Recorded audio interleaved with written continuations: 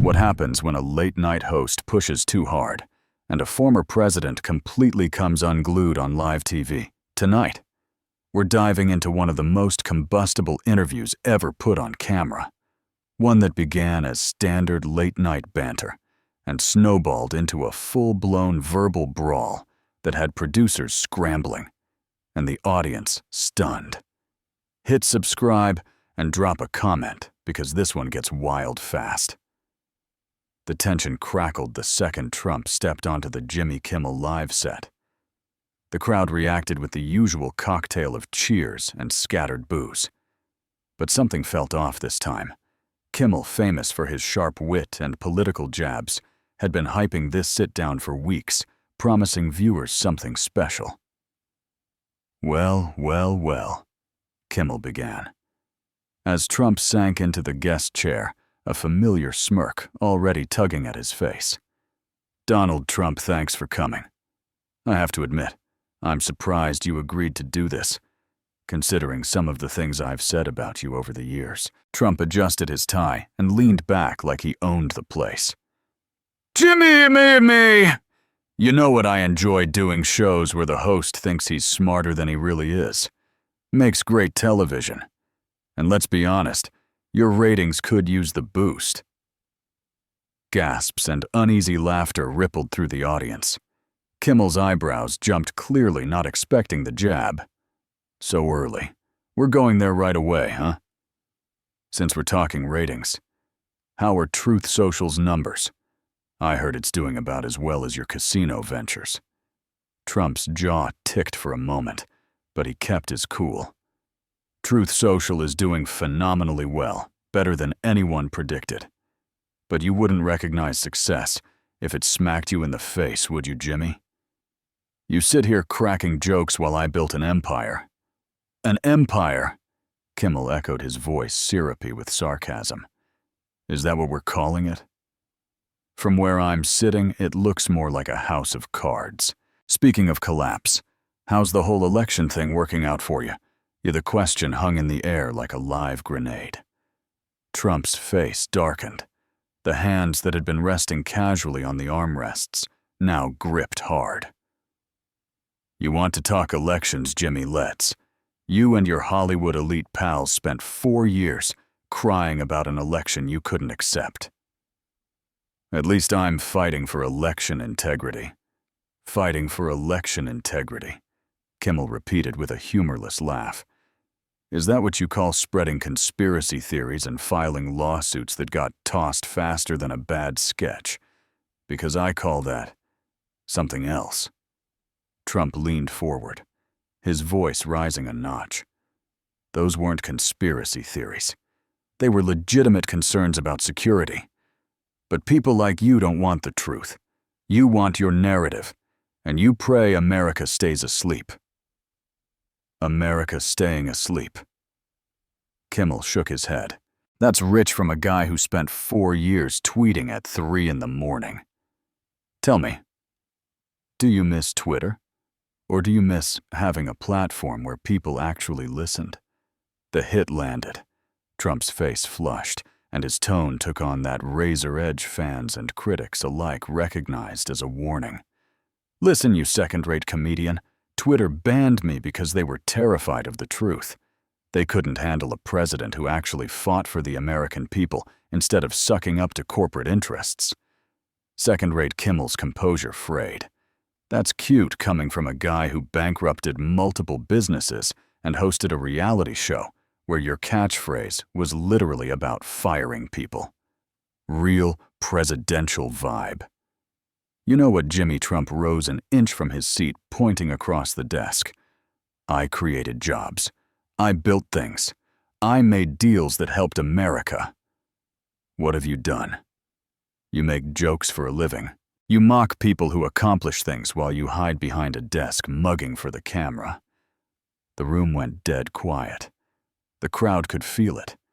This wasn't routine late-night sparring anymore. Hide behind a desk. Kimmel leaned in, face hardening. "At least I show up to work every night. I don't spend my time golfing while the country burns, then blame everyone else when it goes wrong." "Golfing?" Trump shot back louder now, his self-control slipping. You want to talk about showing up? I showed up every day as president while you sat here taking cheap shots. I dealt with real problems while you entertained yourself. Cheap shots. Kimmel matched his volume. Everything I said about you came from things you actually did and said. I didn't invent your tweets. I didn't invent your press conferences. I didn't invent your policies. I just pointed out how ridiculous they were. Trump's palm slammed the desk. Kimmel's coffee mug jumping. Ridiculous. My policies created the greatest economy in American history before the pandemic. We secured the border, rebuilt the military, and made America respected again. What did your jokes accomplish besides tearing the country in half? Silence fell, broken only by their heavy breathing. Kimmel stared him down, then spoke, voice low and dangerous. You want to know what my jokes accomplished? They helped people laugh through 4 years of chaos and embarrassment. They gave folks a way to cope while their country became a punchline on the world stage. Laughingstock. Trump repeated, barely containing himself. We were respected under me. Other countries feared us. They respected us. They laugh now because of weak leadership and because of people like you who undermined America at every turn. Undermined America. Kimmel stood, palms flat on the desk. I love this country. That's why I called you out when you trashed democratic norms and attacked a free press. You called journalists the enemy of the people, and you're lecturing me about undermining America. Trump rose to his full height, face blazing. The press was the enemy when they lied about everything I did. They twisted my words, ignored my wins, and handed you material for your pathetic little show. You built a career out of hating me. I built a career in comedy. Kimmel snapped, also standing now.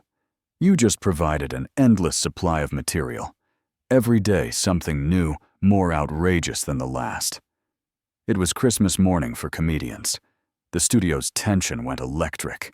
Camera ops glanced nervously at producers. The audience sat frozen, unsure if they were witnessing TV history or about to see footage that would never air. Christmas morning for comedians. Trump sneered, venom dripping. You built your whole reputation on my back. Without me, you'd still be doing man-show bits and begging for eyeballs. I made you relevant. Kimmel's eyes flashed. You made me relevant. Jimmy Fallon's been kissing your ring for years. How's that going for him? At least I had the spine to call you out while you were torching what this country stands for. Destroying the country. Trump let out a bitter, humorless laugh. I rebuilt it. I brought back manufacturing, secured trade deals, appointed conservative judges. You sat here, night after night, undermining the president, while real Americans benefited from my policies. Real Americans. Kimmel's voice sharpened. You mean the ones who stormed the Capitol because they believed your lies about fraud? Those real Americans, or the Americans who watched you cozy up to dictators while alienating our allies? The word Capitol hit a nerve. Trump's fists clenched at his sides. Those people were patriots concerned about integrity. They had every right to protest peacefully. Your media friends turned it into something else, like they did with everything during my presidency. Peacefully, Kimmel's disbelief was palpable. They built gallows outside the Capitol and chanted about hanging the vice president. That's your definition of peaceful, and you're still defending them. I'm defending the Constitution and Americans' right to question their government. Trump shot back, voice echoing. Something you Hollywood elites forgot exists. You think you can silence anyone who defies your narrative. Kimmel stepped out from behind his desk, closing the gap. Nobody silenced you.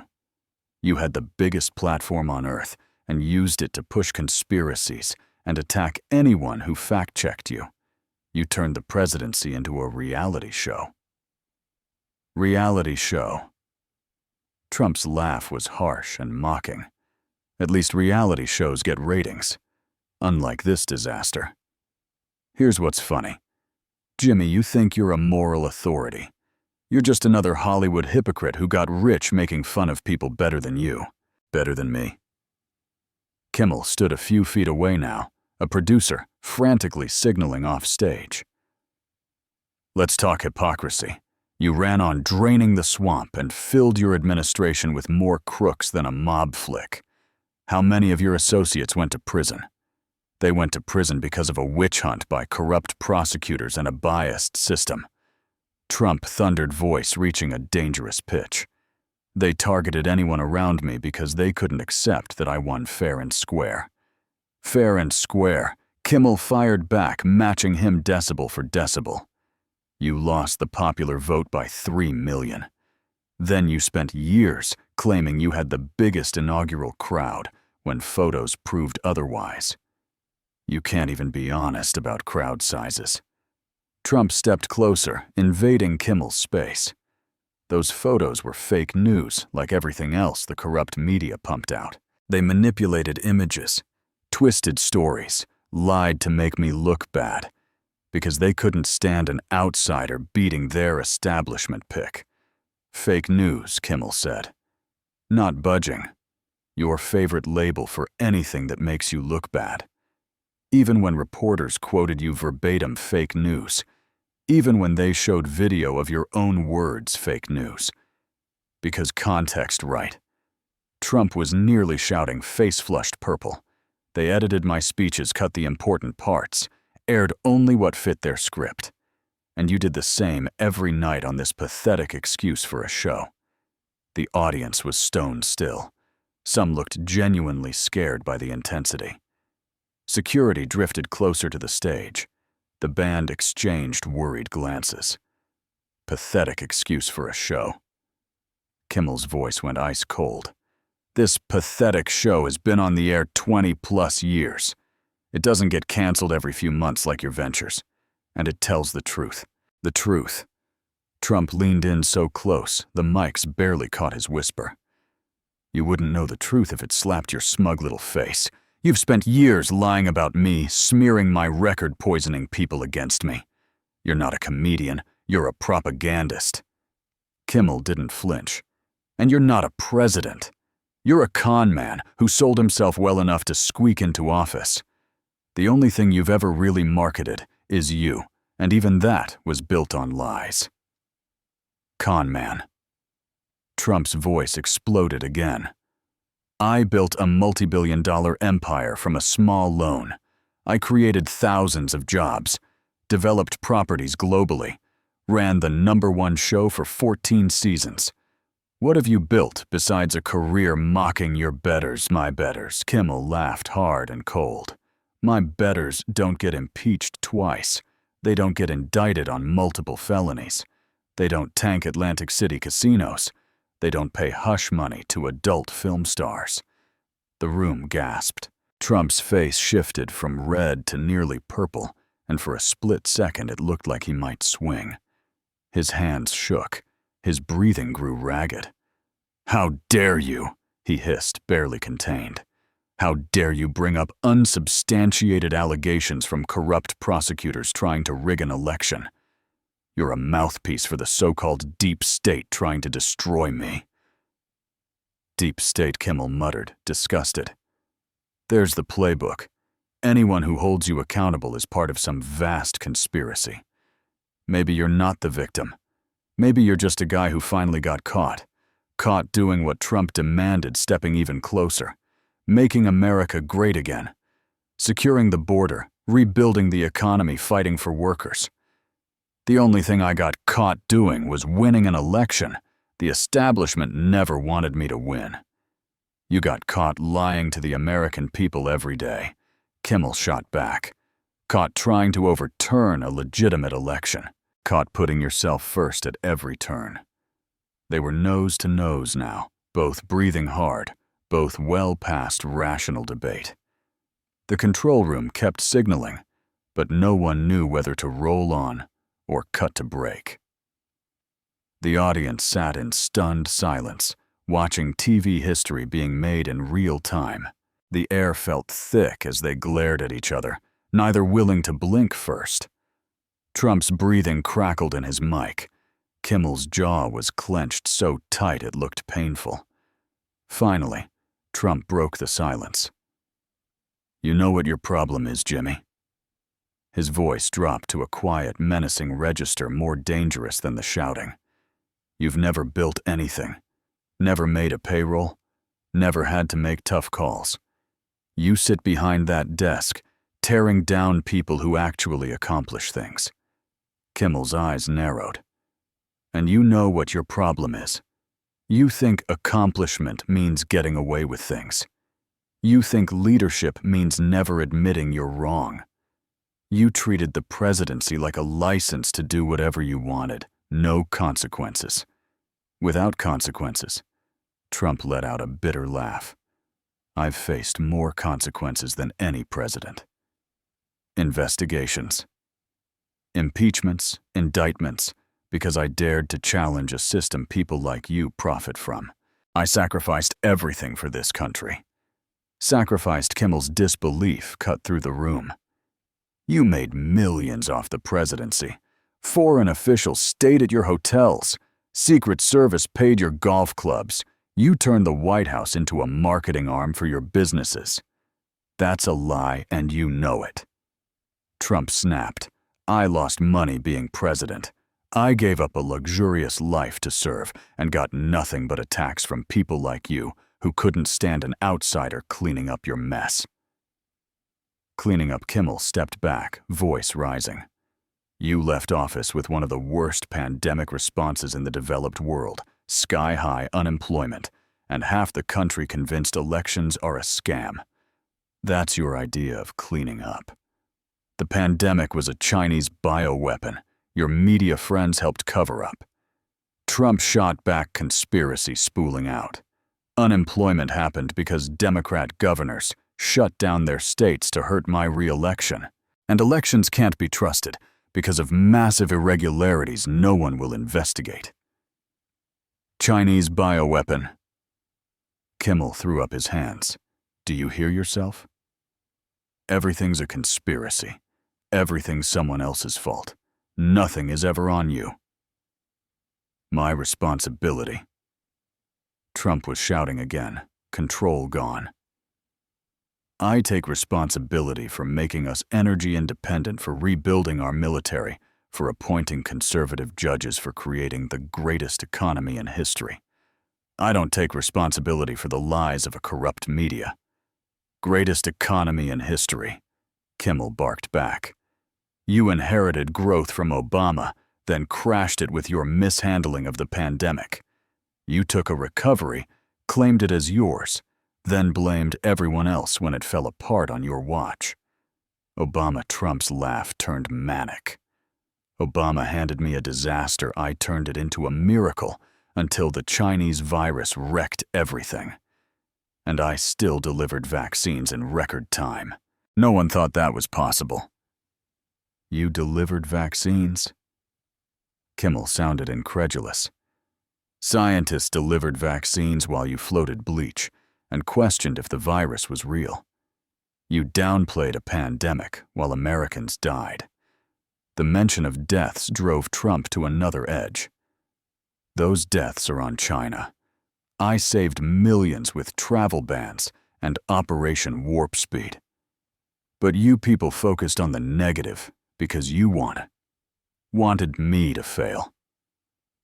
"I wanted America to succeed," Kimmel said, his voice catching with emotion. "I wanted a president who unified instead of divided, who told the truth instead of lying daily, who put the country above his ego." "My ego," Trump practically screamed, spittle flying. "My ego didn't need the presidency. I had a beautiful life, successful businesses, loving family. I ran because I saw what career politicians you support were doing to this country." Career politicians. Kimmel's restraint finally snapped. "You're running again because you can't handle losing. You can't accept that voters rejected you. You can't stand that history will remember you as the president who tried to overthrow democracy. Overthrow democracy. Trump lunged forward just enough to make security inch closer. I am democracy. I'm the voice of forgotten Americans, ignored for decades. I put power back in the people's hands.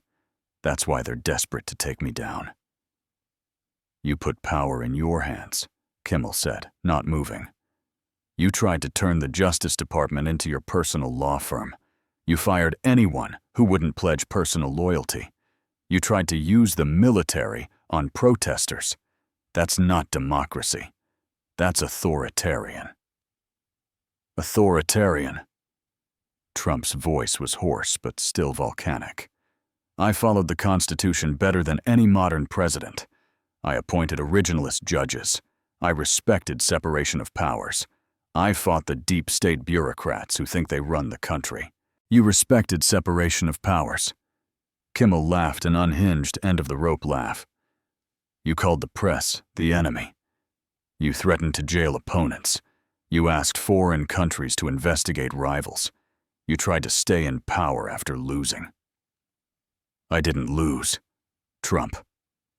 Bellowed voice ringing off the walls. The election was stolen, massive fraud ballot, harvesting corrupt officials in swing states. Everyone knows it. No one has the guts to say it except me. Everyone knows it. Kimmel shook his head in disbelief. 60 courts disagreed. Your own attorney general disagreed. Your own vice president disagreed. Republican governors disagreed.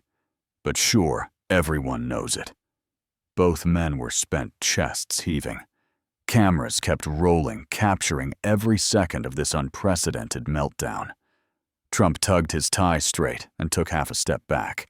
His tone cooled but stayed sharp. You know what, Jimmy? This proves exactly why America needs real leadership. Not Hollywood liberals, who think a comedy monologue qualifies them to lecture the rest of us. Kimmel wiped sweat from his brow and edged back toward the desk. And this proves exactly why America rejected you at the ballot box. When you're challenged, fact-checked, held accountable, this is who you become. This is who you are. Trump smoothed his hair and leveled one last glare. I'm a fighter for the American people. You are what's wrong with this country. People who tear down instead of build up, who divide instead of unite, who hate success because they've never tasted it. Kimmel slid into his chair, hands shaking as he reached for water. I believe in democracy and the rule of law. I believe no one, former presidents included, is above accountability. Apparently, that makes me your enemy. It makes you my enemy because you embody what I've fought my entire political life, Trump replied. Sitting again, but rigid. A corrupt establishment. A biased media. Hollywood elites who think they know better than working Americans. And you embody everything I've fought my entire career. Kimmel shot back, voice steady, but cold. Con artists, demagogues, people who feed fear and division for personal gain while wrapping themselves in the flag. They sat there a beat longer, both drained by the ferocity of what had just happened. The audience remained frozen, unsure whether the interview had ended or another explosion was coming. The lines they'd crossed felt irreversible. What began as typical late-night fare had morphed into something raw and revealing, far beyond anything anyone expected. Two men, two visions of America, had just gone to war in prime time, exposing not only their personal animosity, but the rifts that still define American politics. What did you make of that confrontation? Have you ever seen anything like it on late-night TV? Drop your thoughts below and make sure to subscribe for more stories like this. But before that outro hung in the air, the standoff still had a few sparks to throw. Trump leaned forward again, his voice low, but cutting. You think ratings keep you relevant. I made you relevant. Without me, you're filler between ads. Without you? Kimmel answered. we'd still have a functioning baseline for truth. We'd still have fewer daily crises. And we might have a president who didn't treat every critic like an enemy of the state. Trump shook his head. Baselines and norms are what failed this country. I broke the mold because the mold was broken. That's leadership. Leadership is owning mistakes, not denying them, Kimmel replied. Leadership is respecting institutions even when they don't favor you.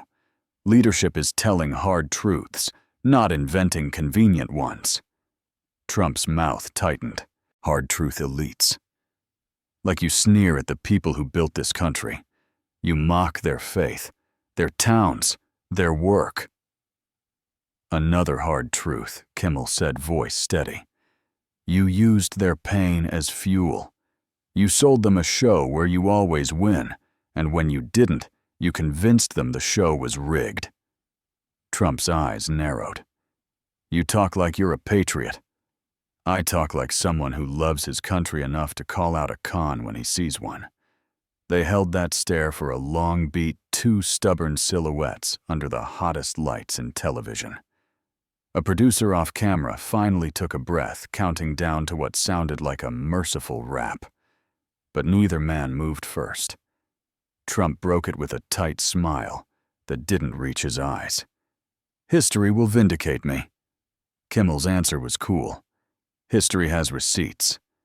For a moment, the studio felt like a courtroom, two attorneys delivering closing arguments to an unseen jury of millions. Security hovered at the wings.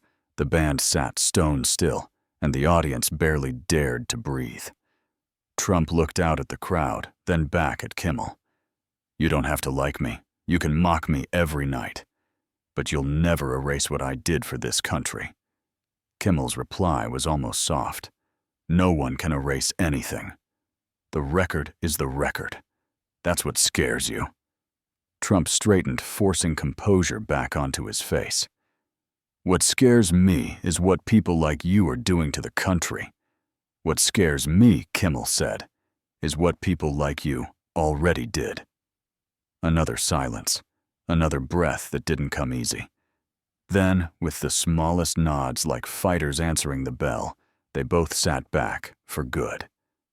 The stage manager finally exhaled. A cue light shifted. Cameras eased a fraction. The moment hot, jagged, and unforgettable slid from present tense into memory. And just like that, the show moved on, at least on the surface. But anyone watching knew they'd witnessed more than a segment. They'd seen something cracked open and held to the light, a clash, not just of personalities, but of worldviews that still divide the nation. If you made it this far, you've got opinions. Was this a meltdown, a reckoning, or both? Have late-night shows ever gone this far before? Tell us in the comments. And yes, hit that subscribe button for more jaw-dropping moments like this.